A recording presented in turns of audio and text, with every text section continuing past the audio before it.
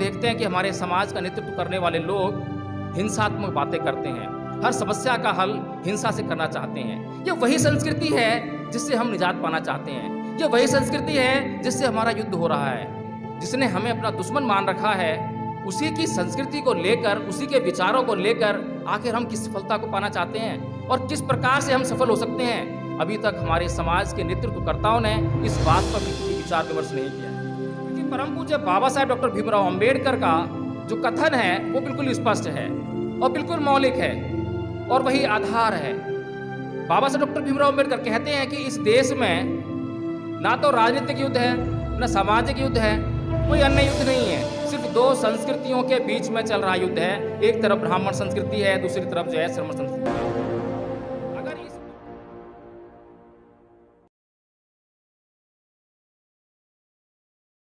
आज हम ईवी पेरियर रामास्वामी जी की जयंती सेलिब्रेट कर रहे हैं। साथ ही साथ धम्मपाल जी की भी जयंती को हम सेलिब्रेट कर रहे हैं। इन दोनों महापुरुषों की जयंती को आज हम एक वैचारिक गोष्ठी के रूप में सेलिब्रेट कर रहे हैं और वैचारिक गोष्ठी का जो मतलब होता है वो समाज के लिए कुछ फलदायी साबित हो, ये ज़रूर होना चाहिए। अगर इन विचार गोष्ठियों से कुछ विचार निकलकर समाज के बीच में प्रेषित ना हो और उससे कुछ फल प्राप्त ना हो, तो मैं ये समझता हूँ कि विचार गोष्ठियों का होना और ना होना एक बराबर हो जाएगा। सबसे पहले तो हमें इस बात पर विचार कर लेना चाहिए कि किस कार्य के लिए धर्मपाल जी ने अपना जीवन लगाया, किस कार्य के लिए ईवी पेरियर रामास्वामी जी ने अपना जीवन लगाया और जो उन्होंने पूरे जीवन अथक अपने प्रयास किए, उनके परिणाम क्या रहे। क्या वास्तव में उनके कार्यों के परिणाम आए, और अगर उनके कार्यों के परिणाम अगर नहीं आए या आज नहीं आ रहे हैं तो वो इस समाज के लिए बहुत ही चिंतनीय विषय है। क्योंकि जो कार्य उन लोगों ने किया वो कोई मामूली कार्य नहीं था, वह समाज की धारा के विपरीत किए गए कार्य थे। समाज में चल रही मान्यताओं को तोड़ते हुए जो रूढ़ियाँ, अंधविश्वास और पाखंड चल रहा था, उसके विरोध में जाकर अपनी जान को जोखिम में डालकर उन्होंने अपने विचार समाज के सामने रखे, जो उस समय के समाज को वे विचार बिल्कुल भी पसंद नहीं थे। हाँ, हालांकि वे विचार उसी समाज के कल्याणार्थ थे, उसी समाज की भलाई के लिए थे, लेकिन क्या आज भी उनके इस दुनिया से चले जाने के काफ़ी वर्षों के बाद भी क्या यह समाज उनके कार्यों को समझने की क्षमता पैदा कर पाया है? अगर यह समाज उनके कार्यों को समझने की क्षमता भी पैदा नहीं कर पाया है तो इस विचार गोष्ठी का सर्वप्रथम कर्तव्य यह होना चाहिए कि कुछ ऐसे विचार प्रस्तुत किए जाए समाज सामने कि पहले उनके कार्यों को समझे और उनके वांछित परिणामों को समझे, ताकि उस दिशा में एक सार्थक प्रयास किया जा सके। ईवी पेरियर रामास्वामी जी और धम्मपाल जी, इन दोनों के अगर कार्यों की हम तुलना करें तो थोड़ा सा विपरीत दिशा दिखाई देती है। एक व्यक्ति जो धर्म की दिशा में बढ़ता है, धर्म को स्थापित करने के लिए इस देश को वो धार्मिक गरिमा जो इस नष्ट हो गई थी उन्हें वापस दिलाने के लिए प्रयास करता है, अपना जीवन पूरा लगा देता है। दूसरा व्यक्ति उस देश में, उन स्थिति में, उस काल में व्याप्त रूढ़ियों को, अंधविश्वासों को नष्ट करने के लिए नास्तिकता की तरफ बढ़ता है। तो दोनों चीज़ों को समझना और दोनों के बीच में एक संतुलन कायम करके इस विचार को समाज के बीच में प्रस्तुत करना बहुत ही आवश्यक है कि ईवी पेरियर रामास्वामी से पहले परम पूज्य बाबा डॉक्टर भीमराव अंबेडकर ने 14 अक्टूबर सन 1956 को बौद्ध धर्म ग्रहण कर लिया था। तो क्या कारण रहे कि ईवी पेरियर रामास्वामी जी नास्तिकता तक ही रह गए, उसके बाद बढ़कर बौद्ध धर्म तक नहीं पहुंच पाए? आखिर क्या कारण रहे होंगे? दूसरी तरफ जो धम्मपाल जी हैं, उन्होंने अपनी पूरी ज़िंदगी उस धम्म का बीज जो यहाँ पे रोपा गया था बुद्ध के द्वारा, उसको अंकुरित करने, उसको पानी देने, उसको बड़ा करने में अपना पूरा जीवन लगाया और ये प्रयास किए कि किसी भी तरीके से इस देश के लोग इस धम्म को जान सकें। तो हमें जो ईवी पेरियर रामास्वामी जी का, जो अभी मुझसे पूर्व वक्ता माननीय श्री आर.सी. विवेक जी ने जो ईवी रामास्वामी जी के बारे में जो कथन कहे, वो कथन बहुत महत्वपूर्ण है। वो तर्क से युक्त हैं, तार्किकरण हैं, विवेकपूर्ण हैं। उनसे समझकर हम उस पाखंड से निजात पा सकते हैं जिस पाखंड में, अंधविश्वास में आज हमारा समाज लिप्त है। लेकिन यहीं पर काम बनने वाला नहीं है। केवल ईवी पेरियार रामास्वामी जी बनकर इस समाज का भला होने वाला नहीं है। जब तक कि हम बुद्ध के विचारों को अच्छी तरह से समझ ना पाएँ, मनोसाधना कर पाएँ और उनको अपने समाज को समझा ना पाएँ, तब तक इस समाज का भला होने वाला नहीं है। आज हम देखते हैं कि हमारे समाज में अपने आप को बौद्ध कहने वाले बहुत से लोग मिल जाएंगे, जिनके नाम के आगे भी बौद्ध लगा है। अभी पिछले 1 महीने मैंने अपने कुछ प्रयास किए। मैंने चाहा कि इस देश में, इस समाज के कुछ मैंने एक विचार प्रेषित किया कि अब इस समाज के सामने जो बिल्किस बानो का जो केस अभी सुप्रीम कोर्ट में जिस तरीके से आया, अभी चल रहा है, जो रिहात उनके दोषियों को मिली है, उसके मद्देनज़र यह समाज पूरा खतरे में आ गया है। सामने जो व्यक्ति खड़ा है वह ना तो इस देश को समझ पा रहा है, ना इस देश की भावनाओं को समझ पा रहा है।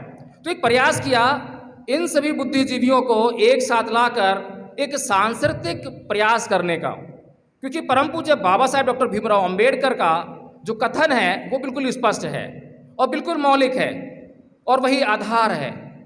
बाबा साहेब डॉक्टर भीमराव अंबेडकर कहते हैं कि इस देश में ना तो राजनीतिक युद्ध है, ना सामाजिक युद्ध है, कोई अन्य युद्ध नहीं है, सिर्फ 2 संस्कृतियों के बीच में चल रहा युद्ध है। एक तरफ ब्राह्मण संस्कृति है, दूसरी तरफ जो है श्रमण संस्कृति है। अगर इस बात को हम समझ लें तो हमें कुछ इस तरीके के समाज को तैयार करना पड़ेगा कि उसकी जो मनोस्थिति है, अभी जिस तरह की उसकी संस्कृति है, अभी कहने के लिए तो हम लोग जो है हिंदू धर्म छोड़कर बौद्ध बन गए हैं, लेकिन वो केवल नामकरण है, हिंदू से बौद्ध हो गया है। वह केवल मंदिर मस्जिद का या मंदिर और बौद्ध विहारों का परिवर्तन है। वह केवल कुछ बातों का, कुछ फेस्टिवल्स का, त्योहारों का, उत्सवों का परिवर्तन है। अभी वह सांस्कृतिक परिवर्तन नहीं है। वह सांस्कृतिक परिवर्तन जब तक नहीं हो सकता है जब तक कि एक व्यक्ति बिल्कुल बुद्ध की तरह स्वतंत्र होकर, उन्मुक्त होकर विचारशील न बन जाए। जब तक वह अपने भीतर हिंसा को छोड़कर अहिंसात्मक ना हो जाए। आज हम देखते हैं कि हमारे समाज का नेतृत्व करने वाले लोग हिंसात्मक बातें करते हैं, हर समस्या का हल हिंसा से करना चाहते हैं।